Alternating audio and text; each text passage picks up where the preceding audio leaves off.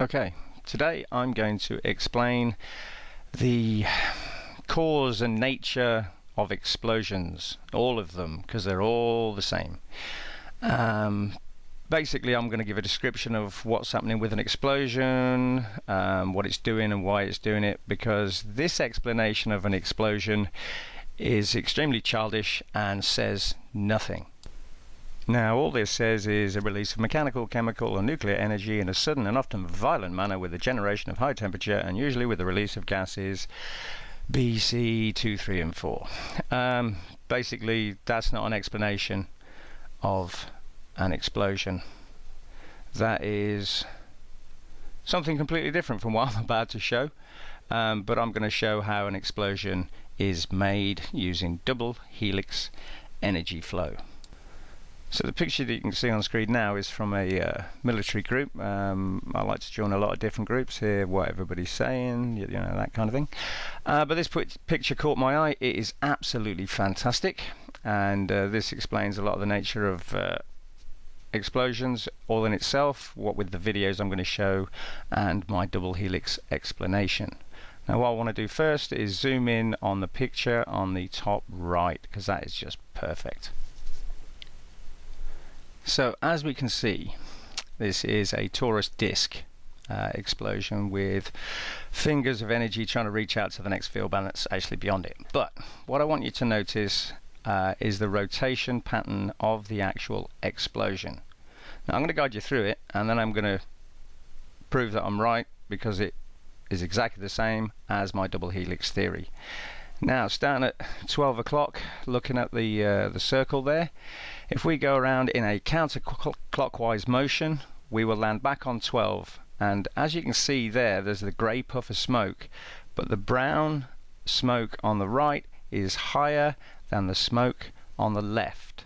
That's because the energy waveform, which is like the bow and arrow that I said, shoots up to 12 o'clock and then spins around anti-clockwise, going upwards in a spiral. So it will always, that bubble will always be just above the 12 o'clock position, above the beginning of the Taurus shape, because it's a spiral.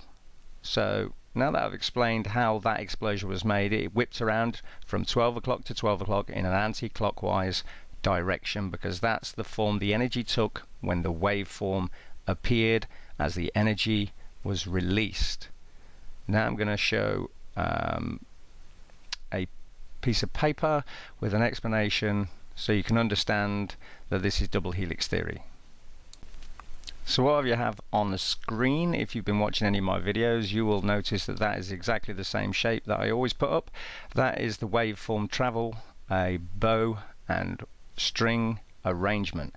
That is how energy travels. Now, even though that backwards S looks empty, there are lightning bolts going all the way in, like lines, like steps, like Jacob's ladder, because that's how the waveform bow is attached to the string by literal lightning bolts. So as that swings around, that forms the light explosion as the energy is released. Now I've said that matter going down is anti-clockwise and matter going up is clockwise, as with water and fire. Now, here's the funny thing, and I'd noticed it before in smoke and realised the answer a little bit later. But basically, it's travelling upwards in a counterclockwise motion, which kind of goes against what I've said of up is clockwise, down is counterclockwise.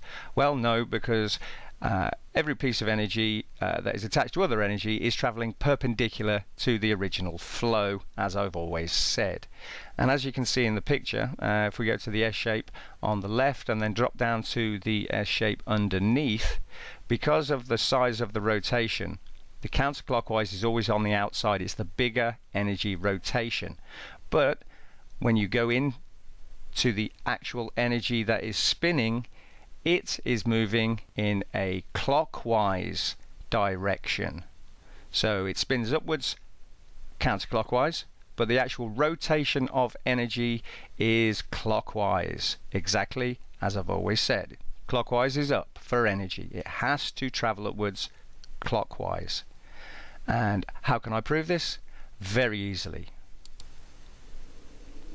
this is a nuclear bomb explosion. So I say it whips around counterclockwise, but the actual rotation is clockwise. So this mushroom cloud that is lit up, the right hand side, if it's travelling in that direction from left to right, should roll clockwise. And there it does.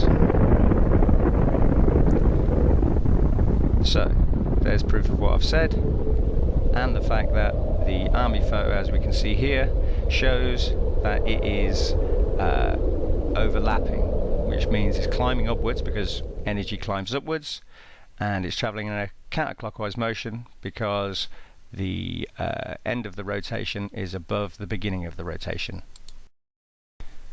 So there I have categorically shown that energy moves in a bow waveform, as just proven by the preceding videos, and you can see the top shape there, that circle with the little circle inside it.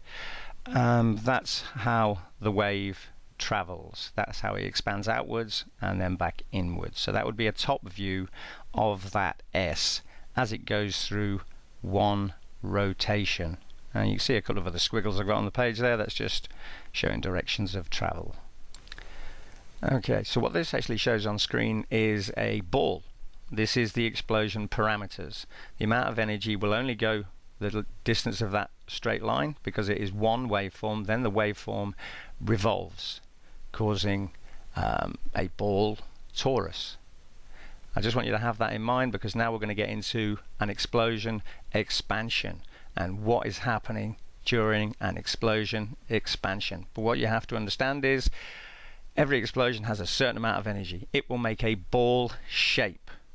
Okay, there is an electrical energy coming out of it, and it will make an electrical torus, and those are the limits of the explosion. And there's varying degrees of damage. The closer you get to the middle, the more devastation. The further out, this is because energy is diminishing as it expands.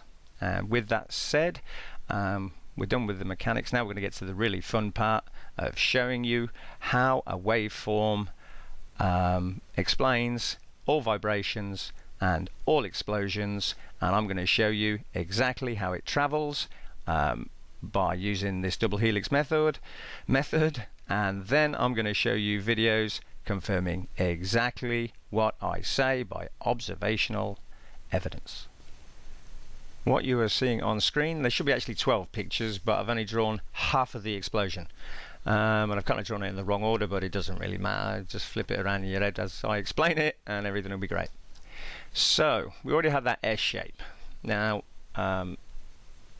what actually happens is this shape has been in my head for quite some time now, and I knew it was to do with energy. I couldn't figure out what it was though, but then I saw that military picture at the beginning, and blam, idea fully formed. This is how it works. So if we actually go from the smallest picture on the bottom right and go from right to left and then up to the right and right to left on the pictures, this is how it starts, and then it reverses to how it finishes.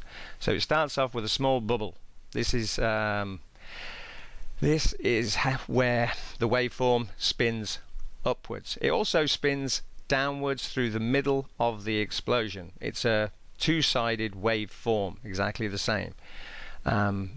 But it's hard to explain. One side shows a bubble, the other side is a lightning strike. It has to do this to release energy. The lightning strike is where the waveform goes from horizontal to vertical, and that means every single part of that torus ball is filled with energy. Energy makes the atoms expand to a white light release kill switch, which is the flash of light, but it has to do it in several times. So what it does is an expansion bubble will form on top. This is the waveform creating the anti-clockwise motion upwards. The lightning bolt goes downwards and releases light. If it's on the ground, because of the video we're going to see, it detonates into the ground and causes burning there. That's what all the burning is. Then the bubble flips. The lightning bolt comes up through the middle, which is again the waveform spinning around straight upwards, so it's full of energy. That lightning bolt comes to the ground. The expansion wave bubble goes underground. Then the bubble flips back up, electricity goes to ground. Bubble flips back down, up, down, up. So it basically blows in and out of itself because it is a double helix revolving down. I only showed the waveform with the one going up, but there's also a smaller one coming down. That's how it pulses through in between. The bubble is the larger waveform. The lightning strike is the other side of the waveform. It looks like a jellyfish, basically. So it goes from small to large, and then from large to small. So that is how the waveform functions.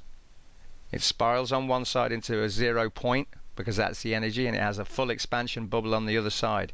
Then these two rip through each other. Hopefully you've understood what I've just said, but basically the picture is it's going blop, blop, blop, blop, in and out through itself. That's how a vibration works in a wall as well.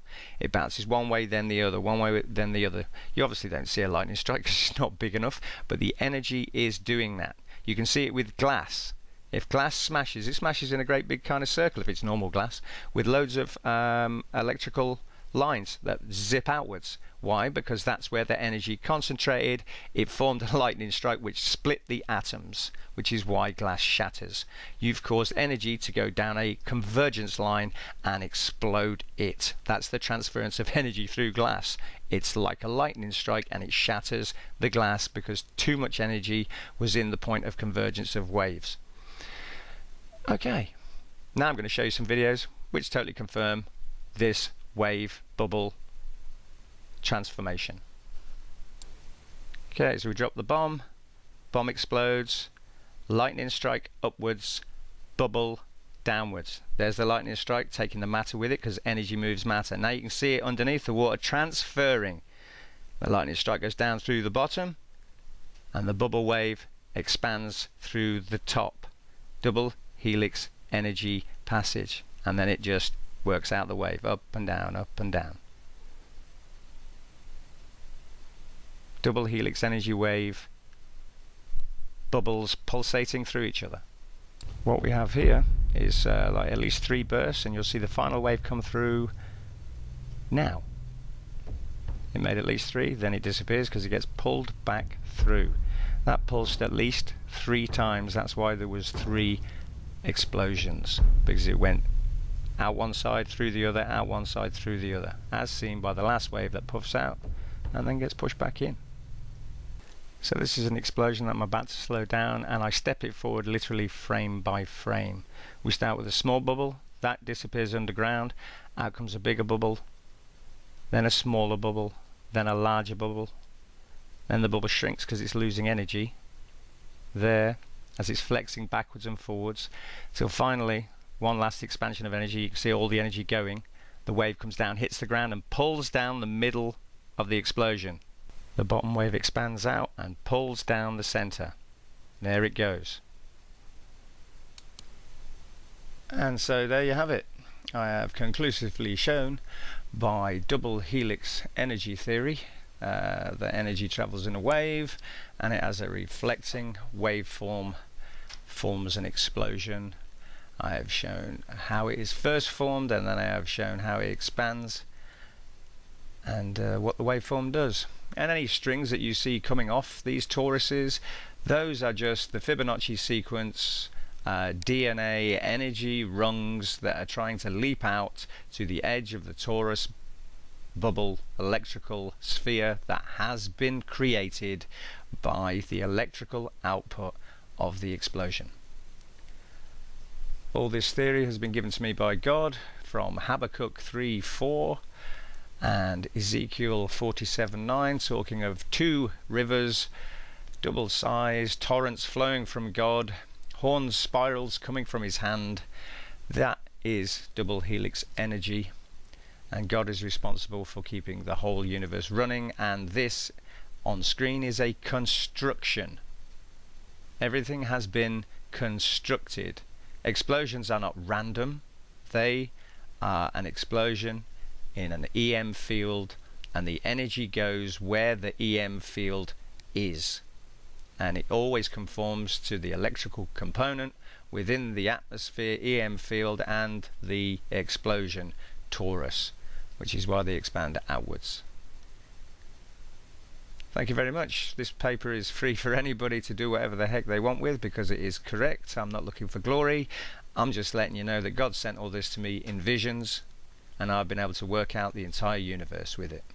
So let the man who has ears hear, and let the person who has eyes see and get the message and turn around and understand that God is energy, God is electrical, God is all electromagnetism, and he controls the universe with it. Which also shows, because energy is in everything, he is, what are them 5 things for a God? Omnipotent, omniscient, and all the rest of it, and eternal. Well, that's all energy. So if anybody wants to go and look up those 5 definitions for a God, I've covered them all. So I boast in the Lord about this, because everything I turn this double helix to is correct. So I hope it's giving courage to my brothers and sisters in Christ, and hopefully it's bringing non-believers into a believing, investigative mind. Thank you very much. My name is Lee, and I'm a Christian.